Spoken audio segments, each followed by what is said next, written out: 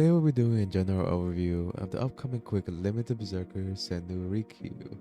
We will be going over her general stats, her skills, her MP, and finally my opinion on whether you should summon for her.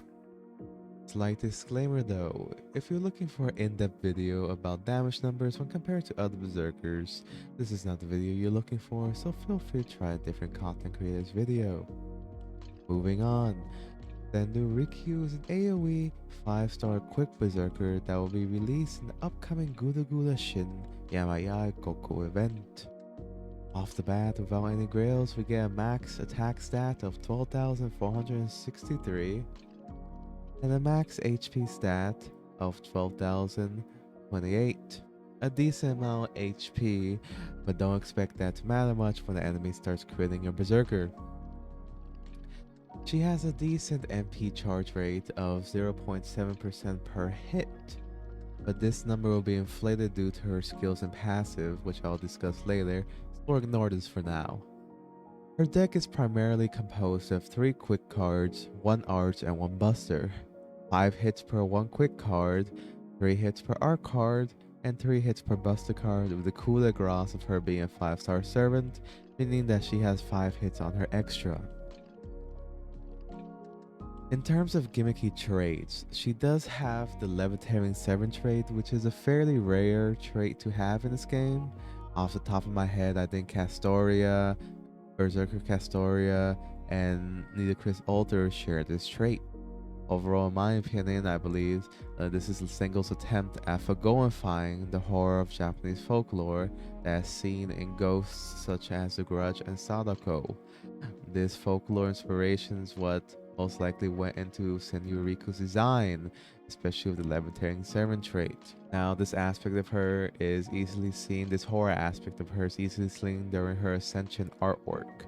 We won't be going over her Ascensions just yet, 1 to avoid spoilers for those who haven't done the event yet, and 2, I'm making a separate video that's gonna go more in depth in terms of Japanese folklore lore that went into the design of Sen No Rikyu.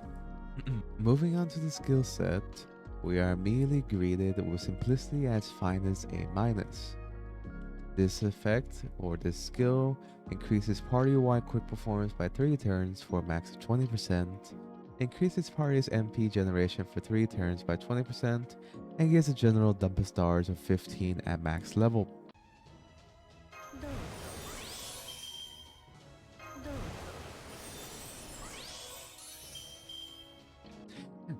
This skill itself is not exactly selfish for Sen No Rikyu herself, but adds a bit of party utility.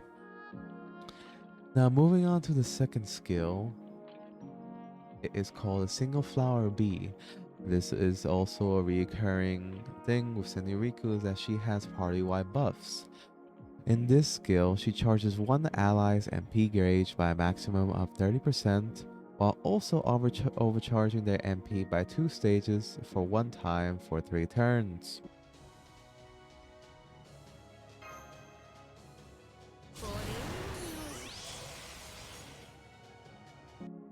Similar to Kama's skill on her Kama Assassin skill on her first skill.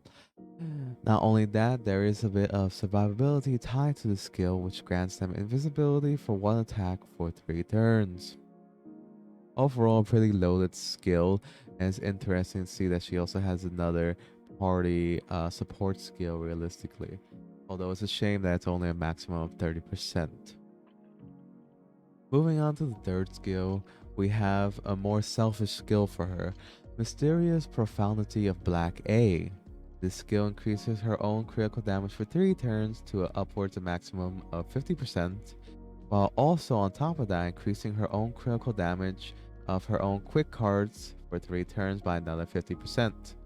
If that wasn't enough, each time she uses a quick card, and this also includes her MP itself, which is quick, each time she uses a quick card and if it successfully hits the enemy, it applies a stackable debuff of 10% defense down onto the enemy. So theoretically, if you're doing a quick Brave Chain, you could get 30% defense down on the enemy for upwards of 3 turns, and this stacks each time you actually hit.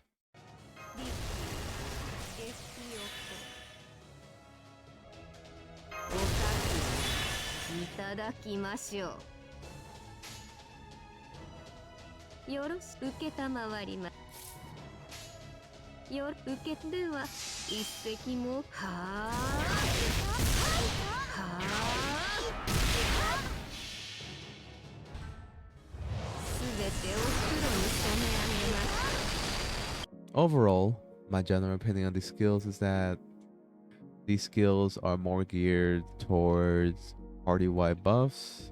In my general opinion, it would have been better if the skills would have been more selfish. So we would have had the quick berserker counterpart for the arts summer Ibuki. That's just my general opinion. These skills, like the first skill, if it wasn't party-wide buff, could have been stronger. It could be a stronger quick steroid. It could be a stronger MP generation steroid, similar to the second skill. It could have been a stronger MP charge up if it wasn't, I suppose, tied to giving it to allies MP gauge, I guess. It is also causes an issue, I guess, in terms of Ooga Booga farming realistically, because you'll see this in the upcoming Cuckoo banner, but the issue with having a targetable charge is that it's nice if you're doing multi-core setups. The issue though, if you just want to do Ooga Booga farming setups, is that you sort of got to press twice to actually give the charge to Sen No Rikyu. You have to press once on the charge icon, and then you gotta press again to designate the target of the charge up. So a lot of the time this causes, you know, a little bit of delay in doing the fastest quick farming available. And although there's a decent amount of things to tie to a single flower bee, let's be frank, the survivability that it offers is only a one attack invincibility. Although it's nice that it's 3 turns, but realistically, if Sen No Rikyu is your last person standing, it's not gonna mean much. This skill is particularly good if Sen No Rikyu is still part of a healthy team and there's 3 targets for an enemy to hit, so there's less of a chance for Sen No Rikyu to be hit to waste his invisibility. Now, I generally enjoy the third skill, but like I said, I would have preferred it be more geared toward, like, you know, the MP itself, something like an MP steroid, or something instead of the defense down, because as mentioned, this character is mostly just going to be used for farming, and a lot of the time you're not going to be using your face cards themselves for applying the defense down. Theoretically, yes, if it's a larger enemy in the node or in the wave, you could do a Sen No Rikyu face card quick to get 10% down on that specific enemy and then MP. But again, doesn't really matter. And let's not forget, since she's going to be used for farming, even if her quick MP actually hits the enemy wave, they're going to be dead. There's no point to actually capitalize on the defense down, because at that point they die from the first instance of Sen No Rikyu's MP. And theoretically, if you're doing a 3-turn setup, you don't want them to survive the MP, so the defense down is sort of minute. Now, this sort of goes out the window if you want to use Sen No Rikyu as more of a crit servant. But let's be realistic, it's going to be difficult unless you have a proper team setup to actually protect your berserker for quick card faces, because for challenge content, she's going to blow up by herself. Even if she hits these nasty crits for quick cards, defense downs, etc., her class advantage is not helping her in terms of survivability, only in terms of damage. And knowing challenge quests, she's probably gonna be hit to oblivion by 1 face card. So again, this is why I meant that there's a little bit of dissonance between her skills and what we sort of wanted in terms of what we needed as an AoE quick berserker. We needed like the champion of AoE quick berserkers to be here, but we get sort of a mixed bag in terms of skills and MP. Moving on to the passives, although I like the names because they are unique names in terms of her lore, I am generally disappointed in most of them. For the first passive, we have Madness Enhancement Sabai EX, because she is a berserker, a skill that increases busted performance by 10% and increases own critical damage by 5%. The critical damage steroid is nice because this ties into her third skill, However, she only has one Buster card, so you're not gonna be getting much use out of this passive. And to make matters worse, she has no critical star gather rate on her cards, any skills, or any passive skills. So you're gonna have a hard time actually uh, putting stars on that Buster card for this passive to work, unless you have someone like Koyanskaya. But you're not primarily gonna use Koyanskaya. I suppose you're primarily gonna use Scully Ruler because of the Buster and quick steroids she gives. The second passive, territory creation, while by A, suffers the same issue. Here we get an increase in arm's performance by 8%, rather useless when she only has one arts card in her deck. The increase in mental debuff resistance by 20% is nice, as some defenses for berserkers is always needed. She gets especially increased resistance against stun and charm. From primarily those are the debuffs that you gonna likely counter throughout the game. So it's nice to see that your berserker won't be tied down by that. But again, I would have liked it if it was a damage steroid or quick. The third passive, artistic aesthetic TA, is rather useless again. Increases own debuff success rate by 10%. Sen No Rikyu has 3 types of debuffs. One on the third skill that causes defense down as mentioned, one on their MP that causes MP seal for 1/3, and another that causes applying curse damage stack. And as far as I'm aware, the ones on her MP are sort of guaranteed, so is the one on her skill. So unless the enemy server has a specific gimmick of having higher than average debuff resistance, the skill itself is primarily not gonna do much for Sen No Rikyu, especially if you're using her for farming and don't care much for the defense down on her third skill. Finally, the fourth passive is likely the best one, called Unfettered and Flexible B. Increases own NP generation rate of quick cards by 10%. This one combined with her first skill allows for Sen No Rikyu to have a base 30% increase in her MP generation rate for 3 turns. Something extremely useful when trying to gain MP charge during MP use, especially during normal nodes of 3-3, although most likely she will suffer again on irregular nodes. And at this point you probably have a double Gali ruler setup with an Oberon backline to have easily accessible 200 charge between everyone that could be given to Sen No Rikyu. Alright, in terms of 7 coins, the only skill they should probably pay attention to currently before the next anniversary rolls around, or in case we get the update for Pen skills, is the third skill. She gets anti-saber critical attack chance resistance down. Rather niche in my opinion. If she's going against saber enemies, again, I would like more damage, no AoE farming. I'm beating this horse to death here, but again, I would prefer, like, even if it's one class extra damage against sabers. She gets more survivability against saber crits, so you might slap her onto a challenge quest if the enemy is a saber, so maybe it's good for that. Moving on to Noble Phantasm, it is called Ichigo Ichi-E, one time, one meeting. It is a rank C Noble Phantasm that is of the barrier type category. It has 6 hits with a percentile hit percentage of 4% to 31%. Its effect is that it is an AoE, dealing damage to all enemies, stealing the MP for 1 turn, and inflicting curse with 1000 damage for 5 turns to them, as I mentioned before. では受けたまわりました。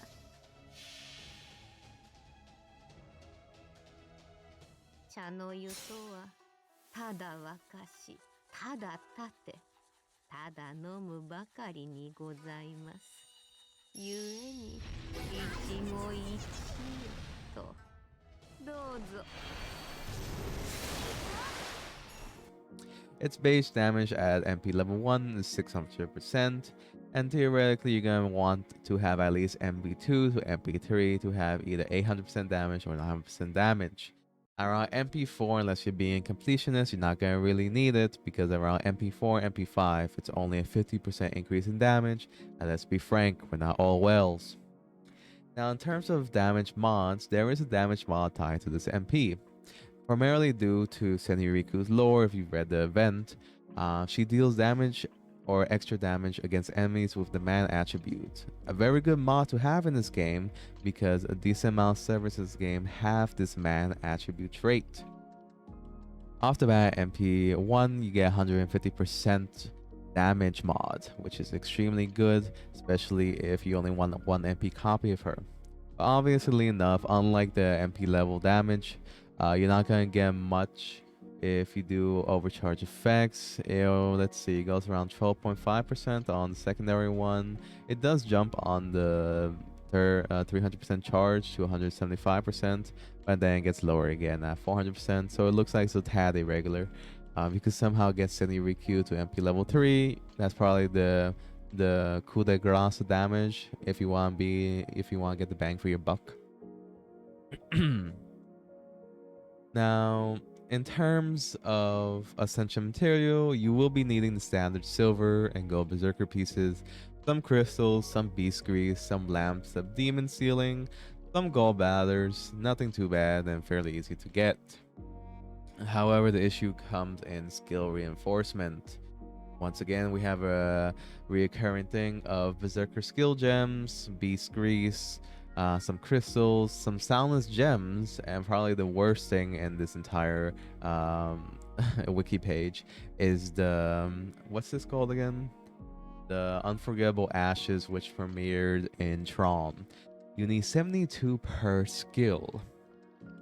And if you do 72 times 3, because she has 3 skills, in total you'll be needing 216 total unforgettable ashes. So unless you've been farming the event, and unless you've been farming Trom and completed it, you're not gonna have, you're basically gonna have trouble actually maxing her to 10 10 10. I think you might be able to do it if you clear out the pure prism shop, but I'm not sure if everyone at this point either has a stash of pure prisms or they have any at all. So again, this is going to be an issue for anyone wanting to level her. Overall, let's go back to the top so we could give my final opinion. Overall, Sen No Rikyu is a character that is suffering from success. In this case, meaning that Lysenko loaded her kits with a variety of buffs, party-wide support, crit face card damage, AoE MP capabilities, curse damage, MP seal, defense down, overcharge effect on the second skill, even dumping like a decent amount of critical stars when she herself has no critical star gather rate skill itself. As a jack of all trades, she's capable of filling the roster as either the main damage dealer or as a supportive unit, but due to her class, expect less than stellar results as a support unit, considering she's gonna take a decent amount of damage. Similar to Summer Ibuki, Sen No Rikyu could have become a monster poster girl for quick AoE looping if only her skills were more selfish toward her.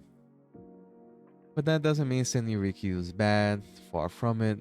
Due to her class and a variety of skills, she can easily dish out the damage with the appropriate Scotty Oberon setups, looping being made easier by the presence of both the MP generation rate up and the charge on demand skills. I believe that if you don't have a premier quick AoE Berserker, or if you're tired about the inconsistency of Berserker Lancelot, then you should summon for Sen No Rikyu. She's not a must-have, but she's definitely unique enough to garner some love from the community. If you are planning to roll for her, then word of warning. In the future, including her debut banner, there will be only 6 instances to summon her.